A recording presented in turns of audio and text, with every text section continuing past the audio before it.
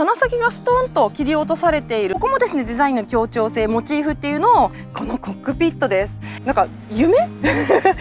はい、実際に乗ってみるとこんな感じです。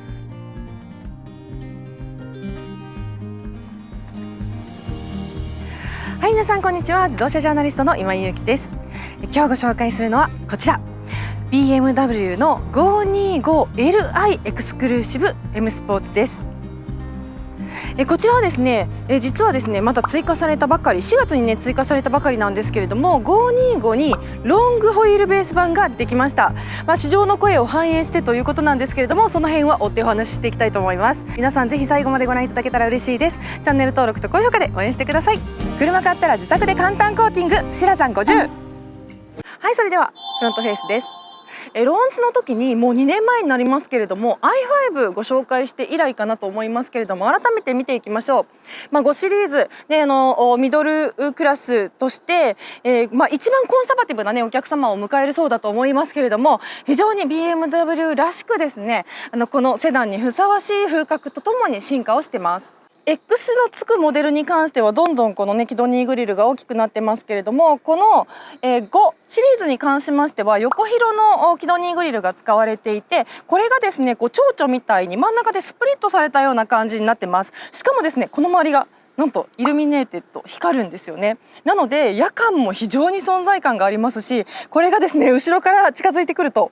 新しい5シリーズやんみたいな感じですぐにね分かるルックスになっているっていうのが非常にかっこいいです。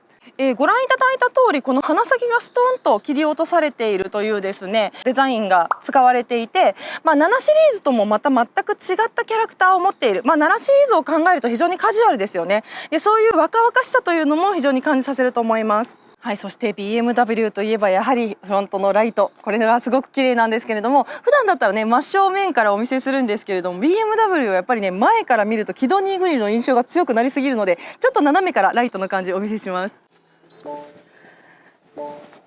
はい、それではライトをですねロービームをオンにしました。右、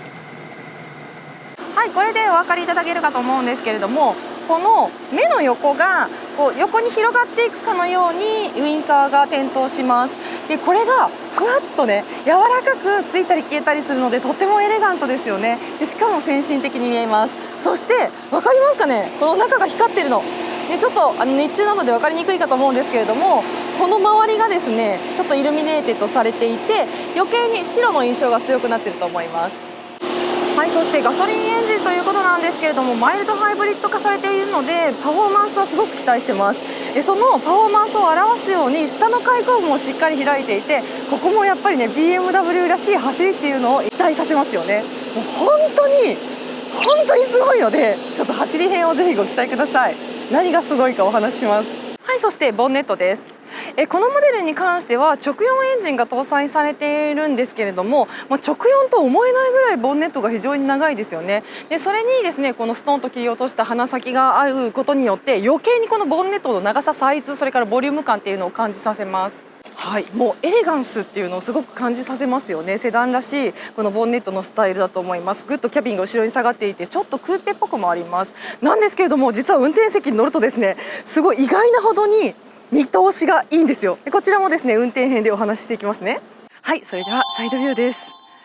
Lね、ロングということですごい長いです。もうホイールベースがすごく長いです。なぜならばやっぱり後席のためなんですけれども、実はですね7シリーズにはロングもあるんですけれども、7シリーズのロングが大きくなりすぎてしまったということで、もともとこの L とつくモデルは中国市場用なんですけれども、前の7シリーズのロングバージョンと近いぐらいのボディサイズが欲しいという要望があったということでですね5シリーズにロングを設定したというですねメーカーの良心なんですよね。さあというわけでですね日本の道でもですねかなり使いやすい、プラス後席の足元がすごいということなので、こちらはですね試乗編でも後席レポートをアップしていきたいなと思っておりますし、この後内装もお届けしていきます。とにかくですねこの L がつくだけものすごいストレッチされて綺麗です。もう率直にかっこいいですよね。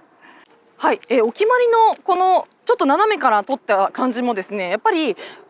ースが長いのでとっても佇まいが単調ではないというかね、エレガンスっていうのをすごく感じさせると思います。それに効いてるのがやっぱり5シリーズらしいですね、クラシカルさっていうのが入ってると思うんですけども、こういうとこですよね。そのトリミングにちゃんとシルバーを使って高級感を出しているっていうところ、クラシック、ね、ヘリテージっていうのを感じるんですけれども、ここです。実はですね、ここに5という数字が入ってるんですけれども、これ5シリーズだけここ光ります。今はちょっとね天気が良すぎて光ってるの見えないかもしれないんですけれども、光ります。でここにこういう細工を入れてくるのって BMW ね、ここにエンブレム入れたりとか前の X2 からやったりしてますけれども、ここにアクセントがあるとまたちょっと先進的でもありますし、流行のデザインでもありますし、ここにアクセントがある分後ろがスカスカに見えないっていう利点もあります。さあこの角度から見てもこのリアの落ち着きと、それからこの長さと分だけですね、さらに上のクラス、本当に7シリーズを思わせるような設置感につながってます。またですね5シリーズそんなにここブリスターではないんですけれども、このヒップの膨らみっていうのも設置感っていうのをすごく感じさせる上にすごく上品なんですよね。あまり膨らませすぎてないっていうところもコンサバティブなお客様に受けるんじゃないかなと思います。はい、それではリアビューです。新しくなった5シリーズ共通のデザインなんですけれども、このライトがですね結構はっきりと左右に分かれて、ここもクラシカルな佇まいになってるかなと思います。なんですけれども、やはりこの辺にスポーティーさっていうのを感じますよね。ちょっとテールパイプを思わせるようなこのリアの加色が入っていて、実際にテールパイプは見えてないんですけれども、ここにこう排気口があるよみたいな感じの、加色になっているというのと、ここにですね結構しっかり切り立ったフィン形状があるのでエアロというのも感じさせます。上がシンプルな分下がしっかりと加色があるので、ここでメリハリが効いてるかなとも思います。それではライト光らせてみます。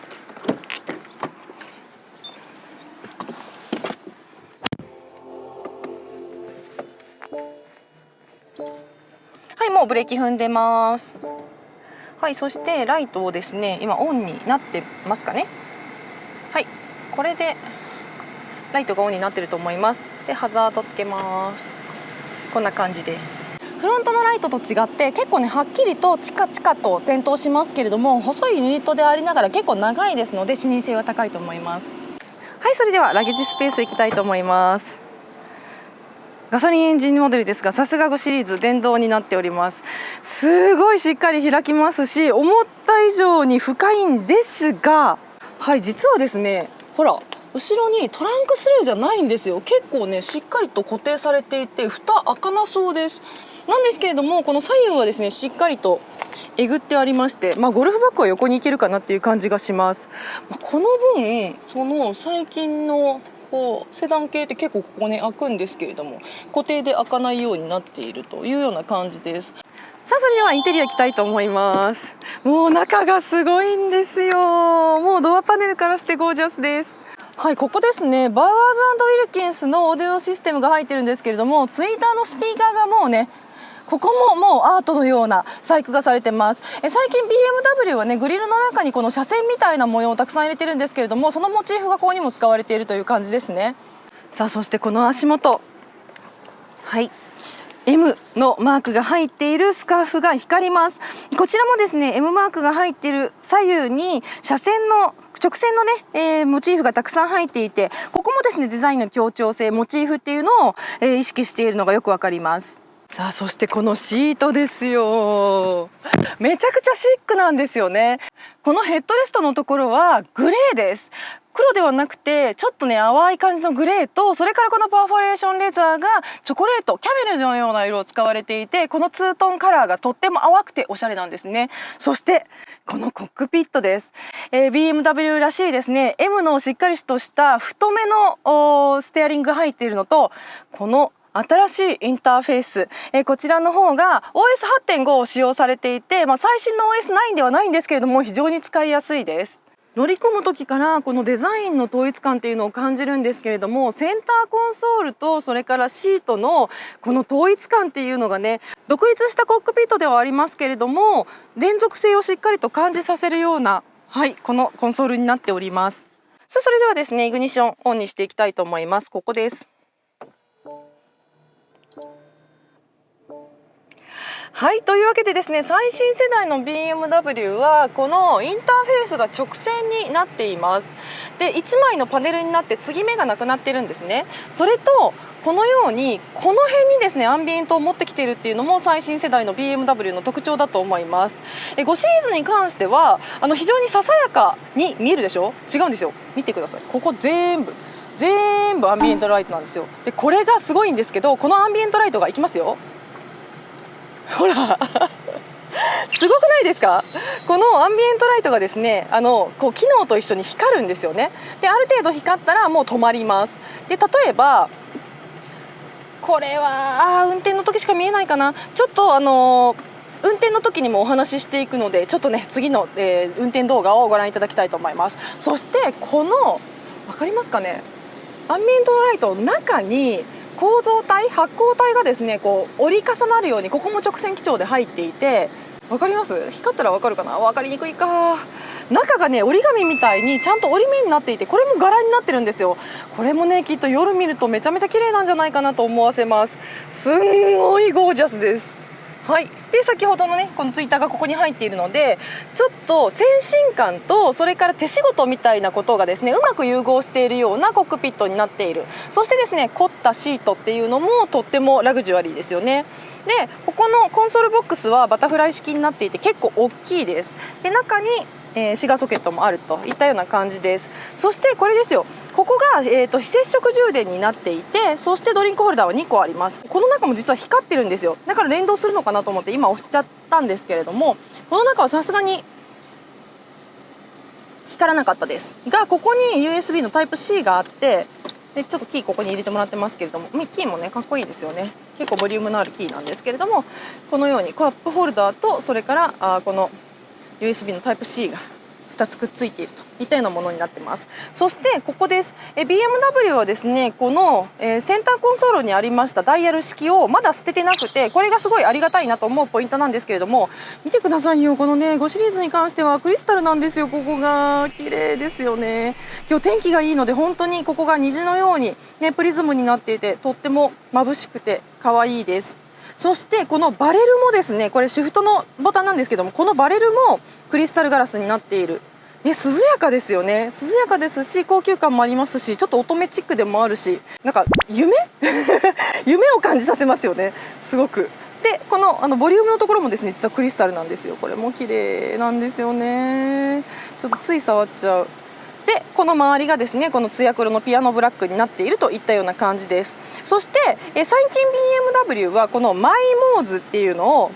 本語で言うとマイモードなのかな、マイモードっていうのを使ってます。でこれ何かというとパーソナライズのモードなんですけれども、はい、このようにですねエクスペリエンス、リラックス、デジタルアート、サイレントなどなどですね、あとスポーツとかね、この視覚的にですねパーソナライズができるよっていうようなものなんですね。で例えばスポーツにすると、はい、こっちもダイナミックに変わります。これは新世代のですね、X2 以降に始まった OS9 ではもっと進化してるんですけれども、それのもう前の世代でもこれぐらいのことができちゃう。めちゃくちゃ綺麗なんですよ。これ本当に販売店で見てほしいんですけど、本当に綺麗なんですが、このマイモードをですねこう例えばエフィシエントとかだと、はい、これはよくね BMW のエフィシエントでエコモードのことなんですけど、そのモードとあったりとか、あとはですねこの辺は見た目の視覚的な演出ですね。はい、こうなると実はこのメーターの中もこうなってすごくアーティーな感じになります。なんかおしゃれ、なんかおしゃれ、すごいモード。しかもこれになると勝手にルーフが開きました。なるほどね、こんなこともできちゃうんですねって同じようなことをですね私まさに X2 で言った気がしますけどマイモードっていうのはこういうのが選べていくよっていうのがここにあります。でデジタルアートとかだとゆくゆくねここに買ったデジタルアートを NFT とかのやつをここに入れていくことができるっていう話なんですよ。 OS9 以降になるとそれがすごく活発になっていくんだそうですね。面白いですよね。そういうね外とのガジェットとの融合みたいなの BMW は割とですね積極的にやってる気がします。でそれ以外にもこの中にはですね、このナビのショートカットとか電話のショートカットとかメディアですね、こちらのショートカットがあるので、このパネル自体があるのが非常にありがたいですし、例えばナビにした時にこの地図をこう拡大縮小するのに最近こうやってやるじゃないですか。でそしたらここがドロドロになるじゃないですか。それ嫌じゃないですか。そういう時にここでできるっていうね、特に日焼け止め塗る時期になると私はすごくここがコテコテになるのが気になる、でも使っちゃうみたいな感じになるんですけど、これはここをこうキュキュって拭けばいい横浜キュキュって拭けばいいだけだからね、こういうのもちょっと嬉しいポイントでもありますよね。はい、そしてステアリングはこのようになっております。でこちらも M のステアリングですので大パイですよね。ここがすごく太いのと、そしてかまぼこ型になっていて M の文字が入っているよと。でステアリングのスイッチは他のメーカーに比べてすごくシンプルです。なのでここで何が使えるかっていうのは各自ですね、ぜひオーナーさんの方が工夫していただきたいんですけれども、ここのなるほど、これレクサスと同じ方式なんですけれども、このねダイヤルの中を触るとこのヘッドアップディスプレイの中で操作が変えられるようになります。わかります？見えてるかな？ちょっとぼんやりと薄ぼんやり、ちょっと窓が今ちょうどいいとこが汚れてるので見えないかもしれないんですけど、こんな感じで、はい、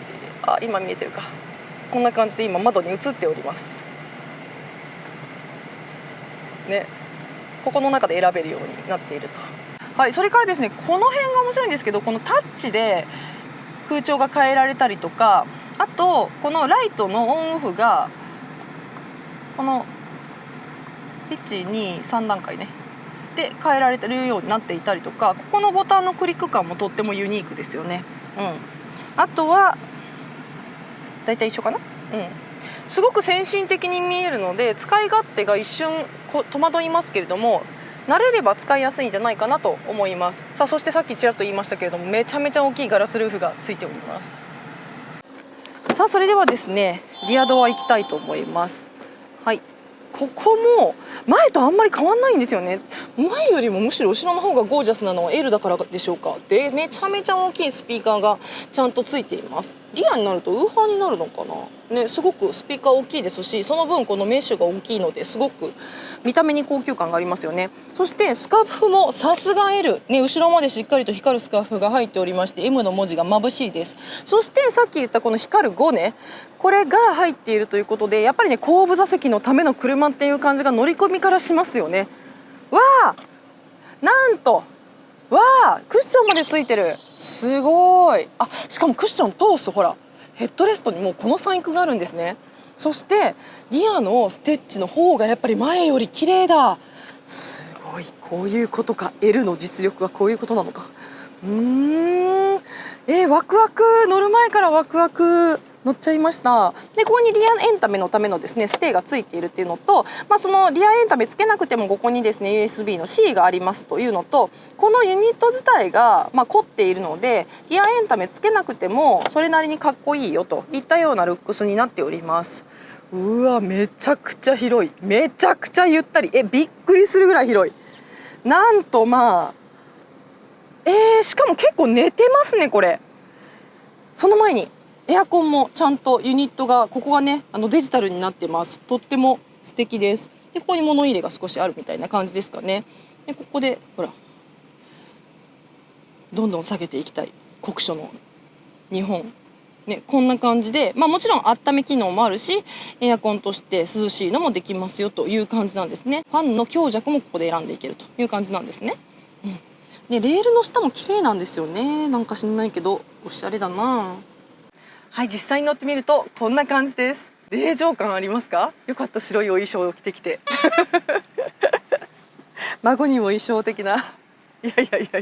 誰も褒めてないんですけど、本当にすごいです。これすごくないですか？難なくちょっと尖った靴履いてますよ。尖った靴履いてるのに普通に足を組み替えられるってどうですか？エマニュエル夫人的なやつですか？違いますよ。でこんな感じです。シートベルトもしてみても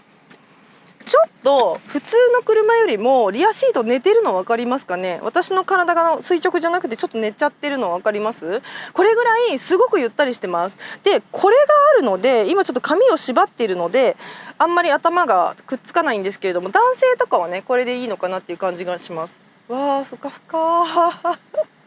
気持ちいい。リクライニングするのかな。でもさっき固定式でしたよね。ここはリクライニングしないのか。この辺はやっぱりこうね、走りっていうのを大事にする BMW だからなのかしら。